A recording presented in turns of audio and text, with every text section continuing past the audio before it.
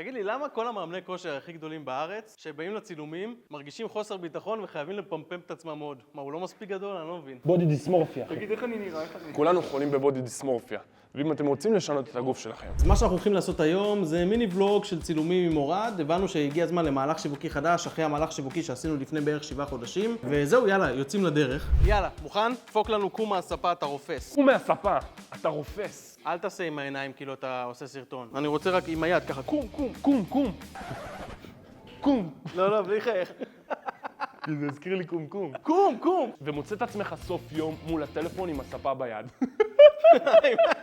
עם הספה ביד. אפילו כמות הכסף שאתה הולך להכניס. ירקתי, לא נורא? לא ראו את זה. עכשיו אתה מלטף אותו. זה לא רק כושר. עכשיו אתה מדבר עדין. זה לא רק כושר, זה החלק בך שיגיד לך, קום! שפתיים כועסות, תראה לי שפתיים. קום! אתה צריך להיראות סקסי. אתה בא לעסק, אתה מכניס כסף, ואתה מוציא את הכרס. כן חטפת. הוא לא, הוא פשוט קנה חולצה גדולה יותר. אני לא, אומר. כי ביום צילומים הקודם הוא הכניס אותי לזה, הוא אמר לי, תפוס לי את הכרס! אוקיי, מוכן? מוכן? כל יום עולה על המשקל, אוכל, מתאמן, משהו אצלך משתנה.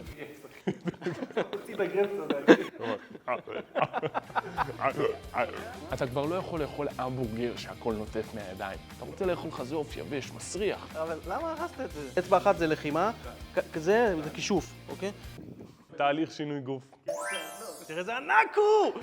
תראה איזה גודל! אני גבוה. איך אני בתור שחקן, כאן כאן מעולה. אני אביא אותך לקצה. לא, לא, לבן בעיניים. פתח את העיניים, ככה, כן. יאללה, אורד, תן לנו אחד. גיא, תגיד לו מתי לקום. בוקר טוב.